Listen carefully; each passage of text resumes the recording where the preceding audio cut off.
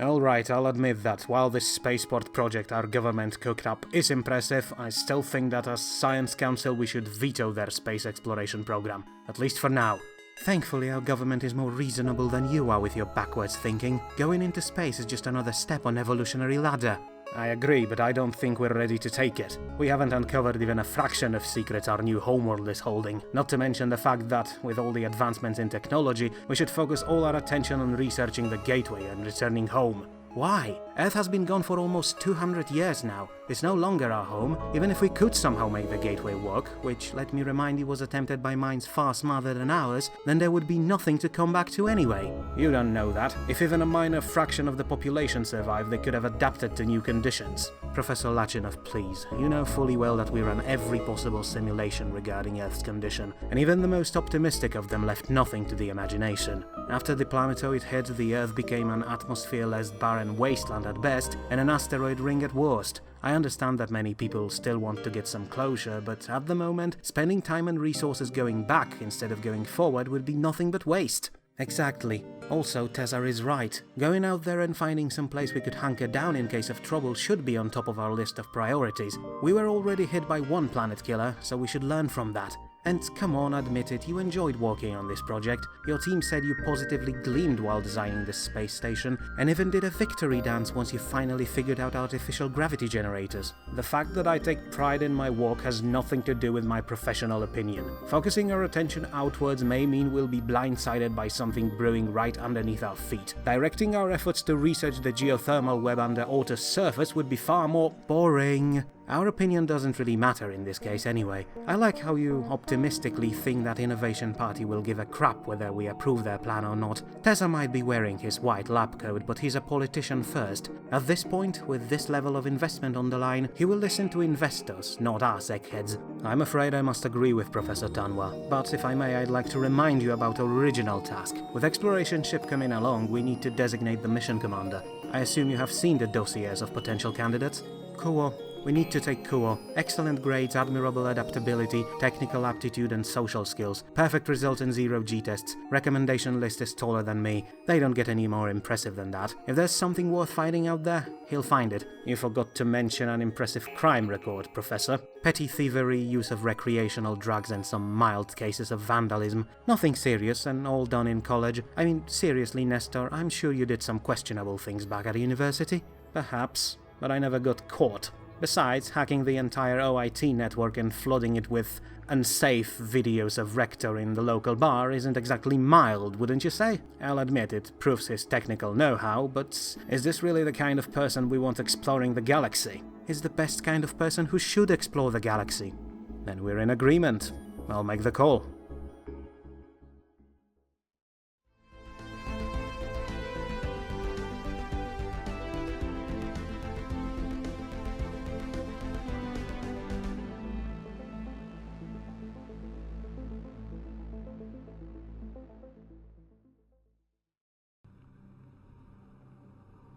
Hello, ladies and gentlemen, and welcome back to Second Chance. Previously, we have met the people we'll be guiding towards, hopefully, better future, the remnants of human civilization from Earth, now living on planet Ortus after their original homeworld was destroyed by a planetoid. Humanity has made a long journey and suffered many losses, but today we take another step towards surpassing our Terran ancestors. And that step is sending first real spaceship into the void to explore the darkness of space and bring us knowledge and wealth hidden there. As you can see, the construction has finished, and our exploration ship, named CSV Tesla, CSV stands for Council Space Vessel by the way, is ready to go. But before the mission can begin, we need to designate someone to become its commander, and as you might have heard in the introduction sequence, our Science Council decided to employ one Shen Kuo, a graduate from Ortus University of Technology. His first goal will be to fly towards our moon, called Schimmel's World, and test our brand new research equipment, and if, hopefully, everything goes right, then he is to take CSV Tesla and move to other planets and perform a preliminary scan of each and every one of them. Now, the mission is going to take some time, perhaps even up to a year, but that is also the point. We need to see if our people are ready for long journeys across space, and if they're not, then what side effects said journeys cause. But for now, we'll focus on the more immediate matters of sending various probes to Shimmels and scanning it, and that's where our new equipment will truly have a chance to shine. Within just a few days, the crew of CSV Tesla will be able to gather tons of data about atmosphere, about geology or ecology if there is any. And here it is, our first planet, our very own moon has been scanned, so now we can take a look at what we found, and we really should because it's rather scary. First thing mentioned in the report is presence of caves, similar to ones we have on Ortus, that apparently support varied ecosystems. But while the underground is similar to our new home, the surface of Shimmels is absolutely terrifying. Toxic wasteland covered with hostile flora, no doubt mutated to survive the fumes that clog the atmosphere. But there's another thing, one that should either be mentioned first or not at all. It seems that while Shimmels is deadly towards higher forms of life, some sort of ecosystem exists there, and at the top of that ecosystem are creatures called titanic predators, massive monstrosities of teeth, claws and boiling rage, and all that is just above our heads every night. Now, technically, discovery of alien life isn't new to us, we had some animals on Ortus after all, but this isn't exactly the best news you could receive from your first research mission. Sure, there is potential there for our biologists to learn something, and actually I think we now have enough reasons to create a Department of Xenobiology, but still, our government will probably have to designate this moon as off-limits to the public. We checked our star, Asha, as well, but thankfully it turned out to be just a regular L-class star. Our crew really needed something to take their minds off those flying monsters that inhabit their moon. Anyway, next on the list was a large asteroid in the middle of asteroid belt around our star, but as you can see, our scans found out something interesting there. Apparently, this asteroid's composition is anomalous, so by spending more time there, we could potentially uncover the reason for these abnormal readings. Now, anomalies like these always have a failure chance, as something can always go wrong, but this time the chance is so low we're just going to take it. But even before our extended scan we can tell that one thing is off right away. While other asteroids in this belt are regular space rocks made out of metal or stone, this one is apparently crystallized. We don't exactly know what caused it, but one thing is sure, this is no ordinary space rock. We left our science ship to do its job and returned to Ortus to oversee the construction of our orbital laboratories, but with less than 2 months left, CSV Tesla has sent us a message. It seems that my initial theory about these asteroids once being an actual planet turned out to be right, and even better, or was depending on how you look at it, this planet once housed some simple life forms. But that still isn't the most important part of the report. The planet was apparently very rich in various minerals that are now easily accessible because they're just floating in space. That means that we should be able to easily extract these resources and send them back home to Ortus to fuel our industry. However, before we can do that, we first need to organize some sort of mining expedition and build a permanent shelter for it. We already built one spaceport, so now it's time to build another. Also, it seems that information about encountering life on other planets has finally been sent across the world, and to my surprise, it turns out that our population is excited about it. And here we have two options. Either our government kept the information about titanic predators quiet and only released more family-friendly content like bacteria on that asteroid, or our population is genuinely happy about encountering monstrosities with teeth the size of a pickup truck. I don't know which option is worse. Anyway, we received more news from Tesla. The crew just scanned another planet, St. Najbul, and found even more caves, without life this time, but full of precious minerals, unfortunately hidden under a deadly layer of greenhouse gases. It's almost like there's some sort of theme there.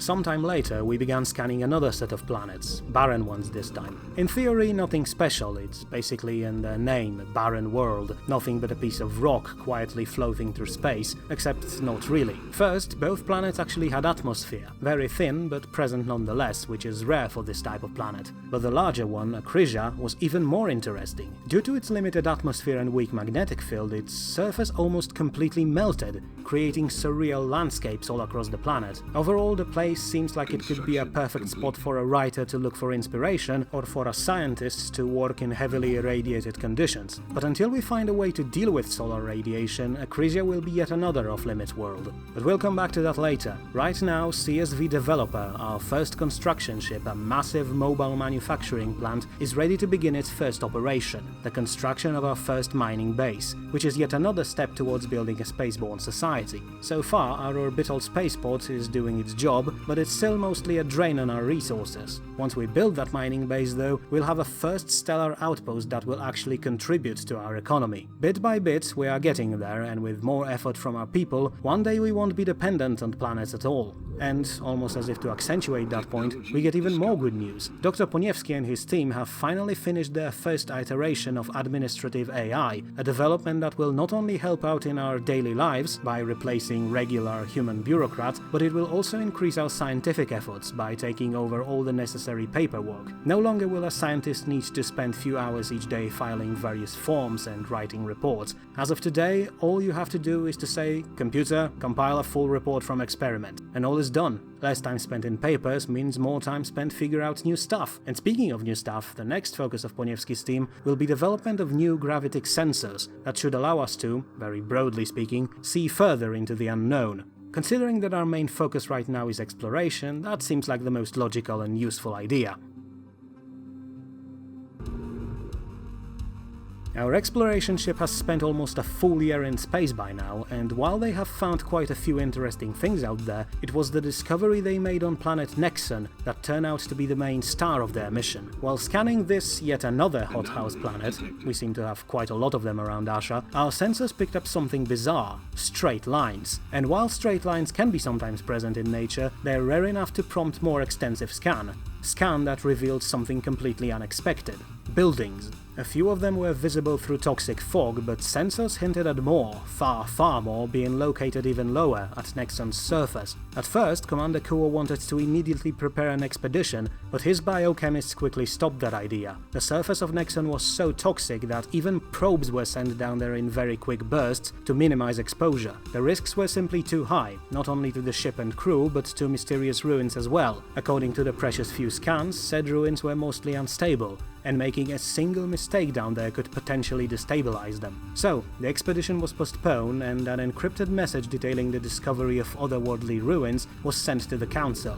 At one hand, the presence of these structures was a proof of intelligent life in the universe, but on the other, if there was life on Nexon, now it was very much dead, or otherwise gone. It will be up to OCN to decide whether or not that counts. And while our scientists were simultaneously excited by mysterious ruins and angered by inability to explore them, CSV Developer and her crew of manufacturers finished their job. The F-29 asteroid mining base is now ready and open for business, and soon a stream of valuable minerals will flow back to Ortus, where it will be processed and fed to our always hungry industry. Very soon, our population will have access to goods built solely out of materials extracted in the vacuum of space, and to think that we sent our first explorers out there just a year ago.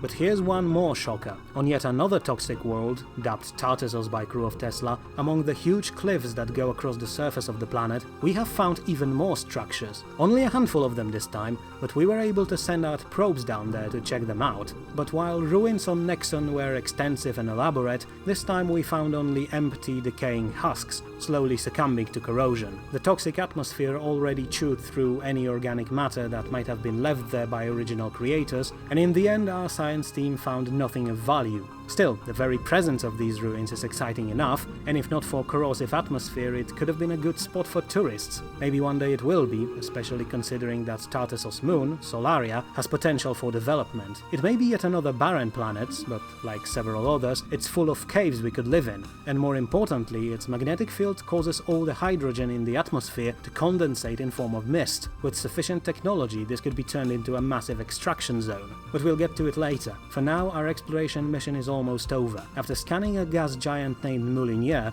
and losing some probes to an endless thunderstorm on its surface, only small moon of Rhea remained unexplored, and that has just changed. We found another interesting thing there: cryogazers that launch ice and dust without any liquids into the atmosphere. but that discovery is quickly overshadowed by celebration on board of CSV Tesla. After 14 months in the void, their mission is finally over and they can return home to rest and finally feel real ground and gravity under their feet. But while they are happy to return, there is one thing that makes our scientists uneasy. All those discoveries they made, all these planets they explored, all hint at something dark. A lot of worlds out there are covered in greenhouse gases. At first, that seemed like a coincidence, but after finding ruins on Tartessos and Nexon, a new question began circulating among the crew. What happened to inhabitants of these two planets? Have they destroyed themselves before developing spaceflight? Or maybe they were destroyed by something else altogether. Or maybe these ruins were just a part of something greater, and we can only see minor outposts of some age-old civilization.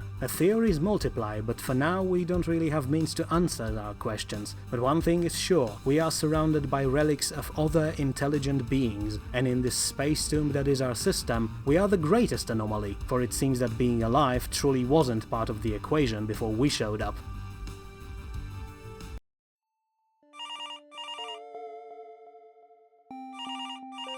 Ugh, what is it?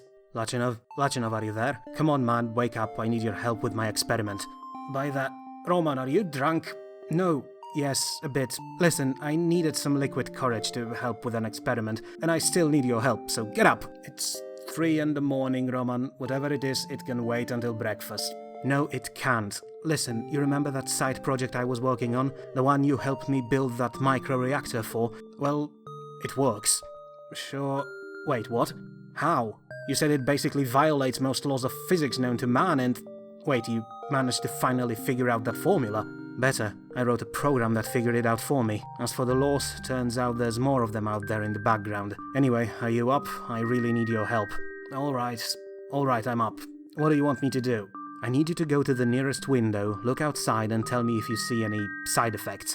Could you please be more precise? Well, anything out of ordinary, really. Basically, I'd like you to verify if the, well, you know, reality is still there. I would have checked it myself, but my assistants insisted to do this experiment in controlled space. We're 9 kilometers underground here in a completely isolated test lab. Anyway, just take a look for anything out of ordinary. That experiment might have loosened some screws here and there, if you catch my meaning. I don't, but let's see. Nope. Everything seems fine, no holes in time-space continuum or the like, just an ordinary suburbia mercifully free of mad, dimension-shattering scientists. That's a relief. Look, since everything is alright and you're already up, could you help us with second experiment? Nothing big, a minute or two and you can go back to bed. I won't fall asleep anyway, so alright. What is it? Awesome. See, once the formula worked, we realized that all we need to do to increase range and size of the transfer is to just increase the power. Say, where are you standing right now? In the kitchen. What the... That window overlooking your garden? Yes, but... Okay, here goes. 3, 2, 1... Ta-da! Did you just throw a bottle of beer into my yard? Aye. And I did it while standing almost 300 kilometers away using the power of wormholes, and with bigger reactors I could send more things, faster and further away. Nice bathrobe, by the way. This is big. We'll talk about it in the morning and look for some potential applications, but in the meantime be careful. Don't worry, Lachinov, I'm not going to accidentally tear a hole in reality, I hope. No, what I meant was this wormhole was loud.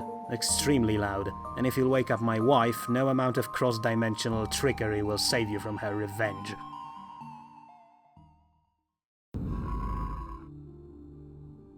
However, despite grim environments and some disconcerting findings, exploration of our home system was a huge success. Other than fatigue, our crew reported no side effects from being in space for so long, and now that they had a chance to rest, they should be ready for the final experiment, one that will truly transform us into spacefaring species. I'm talking, of course, about journeys to other stars and exploring the rest of the galaxy. And speaking of which, it's a good time to take a look at it, because, as we learned in early days of our exile by looking into the sky, we are no longer in the Milky Way. Instead, the gateway transported us somewhere else, into a very tiny cluster of stars that hardly even deserves to be called a galaxy. After all, Milky Way had somewhere between 100 to 400 billion stars. Our new home, on the other hand, only has around 1,000, making it the smallest galaxy ever encountered by our astronomers. But the weirdest thing is the center of our cluster, a bright, glowing cloud that seemingly has no stars or any other objects in it, and yet something must be there in order to keep this pocket pocket galaxy from falling apart. Maybe that cloud hides a supermassive black hole like the one located in the galactic core of Milky Way, or maybe there's something else there altogether. For now, we can only guess. But back to interstellar travel. While our ships have very efficient engines, at least compared to rockets, a journey even to the closest star would still be a matter of years, if not decades, and keeping the crew alive for so long would be both expensive and highly inefficient. But with the advent of wormhole technology, we should be able to negate that long distance and travel directly to our destination. And that destination would be Rama's system, the only one close enough for observation, so we know that it has only 2 celestial bodies aside from the star itself. Technically, it means that our chances of finding something worthwhile will be low, but on the other hand, a short mission would be very much appreciated, because then our science ship would be able to do its job quickly and return home with data about wormhole travel without needless delays, which is the main point of their mission. Because you see, wormholes, unlike other theoretical ways of interstellar travel, like warp speed, are quite complicated means of transportation, and as such they require a bit of logistics. First, creating a wormhole large enough for a ship can take up to several weeks, and second, it requires so much energy that fitting a necessary generator onto the ship would be just plain impossible. So, because of that, we are forced to build wormhole generators in order to get anywhere, and that takes time and resources. Now, some would argue it's ineffective, but the ability to jump to any star system within generator's range cannot be underestimated, and also I'm pretty sure will simplify the process further down the line, saving both time and money. And in the meantime, back on Ortus, our Biosoc division finished their major project, mapping of human genome, and once they established the pattern used for that, they will now be able to quickly map genes of other organisms, which open up a world of possibilities. Most importantly, we could find the genes responsible for various inefficiencies in our bodies, and with further research, we could eradicate them, effectively beginning a new chapter for our species, a chapter of controlled evolution. But on the other, smaller scale, we could, for example, breed sturdier livestock or develop new, more efficient crops. Sure, genetically modified food is going to raise some eyebrows and voices, but if we could develop plants that could easily grow in space, it would surely help our expansion along. And finally, we have yet another matter to attend to. With news about our discoveries reaching Ortus, the interest in space exploration grows by the day. Our people are so excited that even though we are in the very early days of stellar exploration, all across the planet masses flock to various government and private organizations, hoping to secure a spot between the stars, and various sponsors eagerly channel money to all space-oriented research and discovery efforts. So that enthusiasm could be channeled and help us with our early exploration missions. And with proper guidance, we could turn this excitement into an organized movement that will help us chart the stars in the future.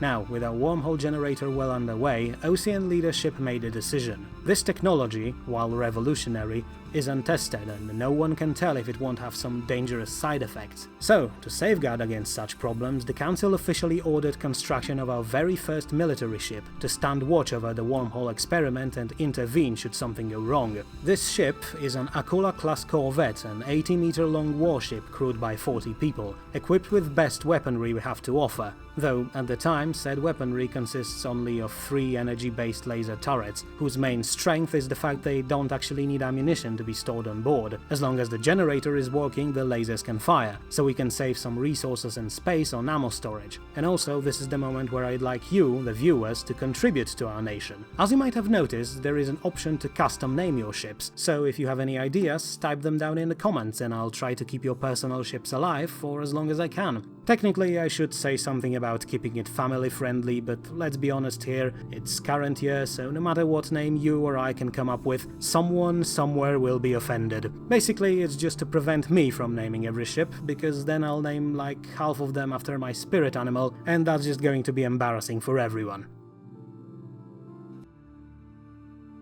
Alright, the generator is complete, our exploration ship is standing ready for orders, and our new corvette is almost ready to be deployed. But before we begin our first interstellar mission, I'd like to outfit our expedition with yet another invention fresh out of laboratory. As you can see, Professor Lachinov and his engineering division have almost finished developing powered exoskeletons, a piece of equipment that amplifies strength of human body and as such has absolute tons of applications. Our explorers could use it to negate various environmental hazards, our workers and miners could use it to help in their work, and, of course, Our soldiers and law enforcers could use it to increase their combat potential, as these exoskeletons are basically a first step towards true power armor. At any rate, I'd like to send them to Commander Kuo to test them out during upcoming mission, and while they're waiting for the results of these tests, our researchers will have their hands busy with another project. See, with the exploration of our system done, a significant portion of our population was disappointed that not a single planet near our sun is habitable, besides Ortus that is. But while we can't really change these planets, we can develop new, specialized ways of colonizing them, like building various planetary habitats or exodomes, and because of that, our next project will be refined colonization. We already adapted to one unpleasant world, so we shouldn't have too many problems with adapting to other ones.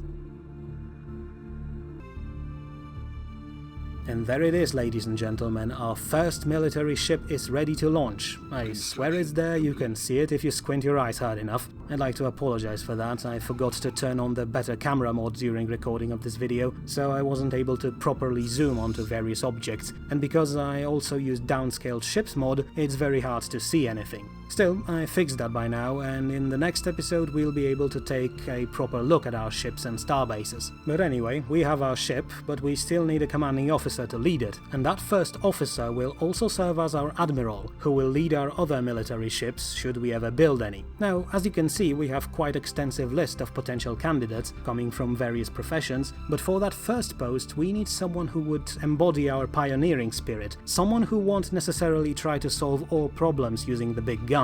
And while we have some volunteers there who have potential to become mighty space warriors, we're not going to recruit them, not for now at least. Instead, we'll focus on people who, during their careers, showed exceptional skill while working with various sensors and detection equipment. One of those people is Miss Shu Lin, now Admiral Shu Lin, and I want her, and the ships she will command, to be our eyes out there in the verse. I want her to spot all potential threats and warn us beforehand, to give us time to counter them, or, if all else fails, simply buy us time to run away. And besides, let's face it, the odds of our nation ending up in a situation where we need a military fleet are practically zero.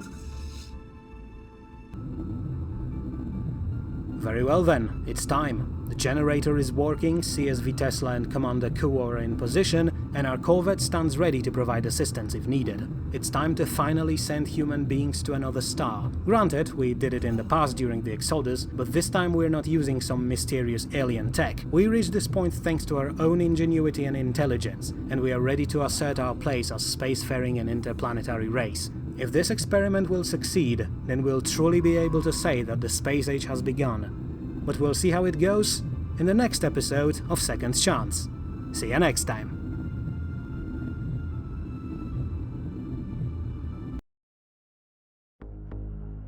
So, if we deploy scanning buoys immediately after jump, we should be able to gather some data before the main sensors come back online. Oh, for heaven's sake, Frida, stop your... Engineer Writer, you're going to kick a hole in the floor and fall down to us if you won't stop stomping around. Was? Oh, I'm sorry, Mr. Leonov. Just working through some stress. As do we all, Frida. But that doesn't have to involve so much kicking that it messes up my audio sensors. Okay, I said I'm sorry, I just can't focus with that thing outside the window. You mean the wormhole? Yes, it's kind of outshining everything else, isn't it? To be honest, I hoped for it to be more, I don't know, dramatic. Carving a hole to a distant star deserves something more than this swirling white vortex. Maybe some glowing tunnel or a black hole surrounded by blue light. But that's just too many science fiction movies talking. It works, and that's all that matters. That's the point there. It works, but I have no idea how it works. I spent last 2 weeks trying to figure it out, and I still have no idea, and it's driving me crazy. Not gonna lie there, Frida. I'm no physicist, so I can't help you with that. But from what I heard, it has something to do with bypassing the distance between 2 points. If I had to bet, then I'd say it creates some sort of dimensional tunnel. You'd lose that bet, Mr. Leonov. Good call on bypassing distance, though. Oh, sorry, Commander, we had no idea you're on this channel. It's my mission. I'm on every channel. Still, wormhole technology is still top secret, so technically I can't tell you anything. But screw that. You're my crew and you have right to know. We don't really have time for full lecture about quantum fields and relativity, so here's the short version. picture a piece of paper, then try to draw a line from one corner to the opposite one. You have to draw a line across the entire card, but then again you can just bend the card and suddenly two opposite corners are touching each other. So that would explain bypassing distance, but that still doesn't make any sense. Distance is built into reality. Not necessarily. Look, I'll be honest, Poniewski explained it to me several times, but this part is where I get lost. Apparently there are more dimensions than 3, 4 if you count time. Thing is, our 3D brains cannot process them. But by bending some dimension here and another there, you can remove things like distance from the equation. So, we're going to enter a hole that messes up reality so bad we physically can't understand it. That's not reassuring. You can always resign, Miss Writer. Last chance because we are green to go. That's why I called you, by the way. I think I'll stay on the ship, Commander. Excellent. Alright, attention all crew. This is Commander Kuo speaking. You all had your chance to chicken out, but now we are ready. We spent last 2 weeks checking and rechecking everything. We won't get any more ready than that, so let's go and make history. I know that some of you expected a rousing speech, but I'm afraid I'll have to disappoint you. I'm not really a speech person. And besides, you don't need pep talk. You are the best humanity has to offer, and you are about to embark on its most important journey. If we succeed, then our horizons will expand thousandfold. A year ago, we were able to only travel across our own star system. Tomorrow, we'll be able to move across the entire galaxy if we succeed. And if we fail, then at the very least there's a good chance we won't even notice. Alright, I see green lights all across the board. Wormhole is open, modulator is ready. Beginning transfer in 5, 4, 3, 2, 1, engage!